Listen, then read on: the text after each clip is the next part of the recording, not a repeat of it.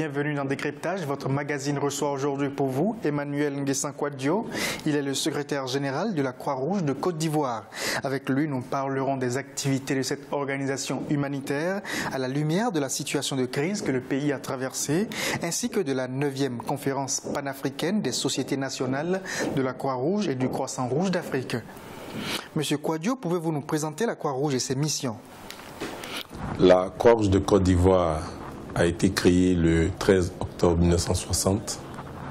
Elle est reconnue association d'utilité publique par décret du 18 avril 1963.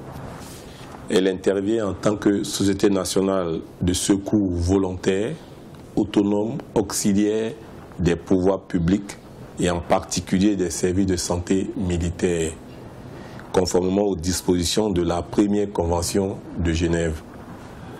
De façon générale, on nous assimile à des acteurs en situation de guerre, parce que dans l'histoire de la Croix-Rouge de Côte d'Ivoire, c'est sur les champs de bataille à Solferino qu'Henri Dunant, le fondateur, épris de pitié pour toutes ces personnes mourantes, a eu l'idée de mettre en place, avec l'appui de son État, qui est la Suisse, de mettre en place avec quelques compagnons une société de secours volontaire qui est devenue bien plus tard la société de Croix-Rouge et Croissant-Rouge par la suite. Pourquoi avoir organisé la 9e conférence panafricaine des sociétés nationales de la Croix-Rouge et du Croissant-Rouge d'Afrique?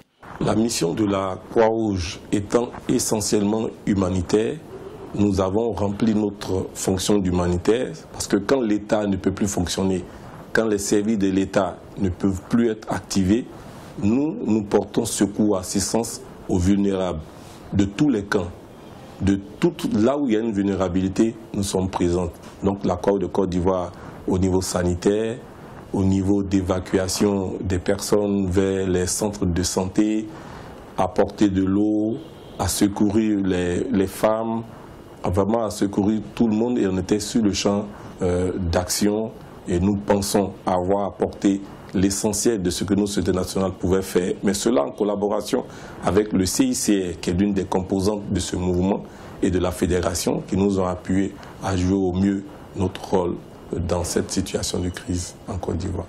La Croix-Rouge a enregistré des pertes en vies humaines lors du bombardement d'un camp de déplacés par l'armée nigériane. Quelle est la gravité des dangers encourus par vos personnels sur le terrain? Je voudrais d'abord dire que la Croix-Rouge, dans la configuration des sociétés nationales dans chaque pays, nous sommes adossés, on a un rôle d'auxiliaire qui est précisé dans les statuts de la Croix-Rouge. Les sociétés nationales sont des services auxiliaires de l'État. Donc nous devons travailler en bonne intelligence, parce que notre existence légale part de la signature ou de la ratification de la Convention de Genève des États. Donc ce qui fait que nous existons de façon générale par rapport à la Convention, que les États activent, donc nous sommes auxiliaires. Et au niveau national, nous avons de très bonnes relations avec les autorités parce qu'elles savent notre mission essentielle, elles connaissent nos moyens d'action, elles savent les principes qui guident l'action de la Croix-Rouge, les 7 principes fondamentaux, comme on le dit souvent, qui nécessitent la neutralité de nos services, et l'État le sait. Donc de façon générale, nous sommes en bonne intelligence avec l'État. En Côte d'Ivoire, de façon spécifique, nous sommes adossés au ministère de la Santé, qui est le ministère de tutelle qui nous accompagne dans la mise en œuvre de nos actions. Donc à ce niveau aussi, nous sommes en de très bonne intelligence. Et il faut dire, comme on l'a dit, on reviendra sûrement à l'organisation de la panafricaine, parce qu'on ne peut pas le faire sans l'accord de l'État. Au terme de cet entretien, dites-nous quelles sont les perspectives pour les sociétés nationales de la Croix-Rouge en Afrique et quel message retenir? Je voudrais dire qu'à la fin de la réflexion qui nous est proposée du 9 au 12 avril, il y a une feuille de route que la Fédération internationale des Croix-Rouges, la Fédération internationale de la Croix-Rouge et du Croissant-Rouge a une feuille de route. Et cette feuille de route, la vision essentielle, c'est une Afrique dotée de sociétés nationales efficaces, responsables et résilientes qui se soutiennent mutuellement, fournissent un service de qualité aux communautés vulnérables et reçoivent un appui cohérent, fiable et pertinent de son secrétariat à Genève. Donc il est important pour nous, comme on a dit, en ces moments aujourd'hui, la perspective c'est que les sociétés nationales soient fortes dans leur pays.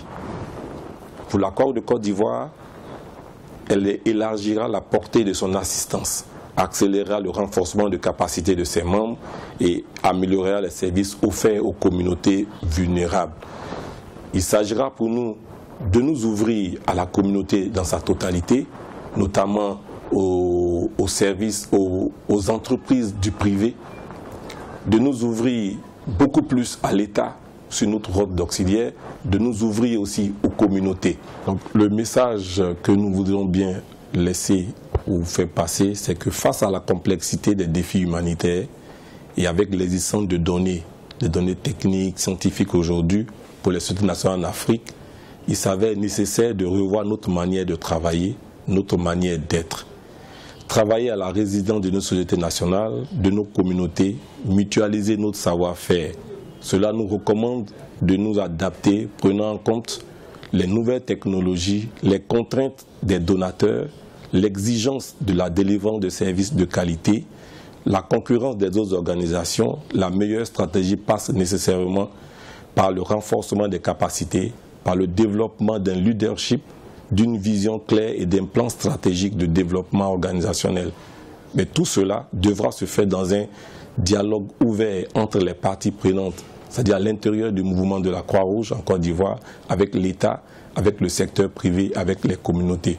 Donc c'est ce message que nous restons ouverts, disponibles à mieux assumer notre rôle d'auxiliaire, d'accompagnement de nos communautés dans leur développement.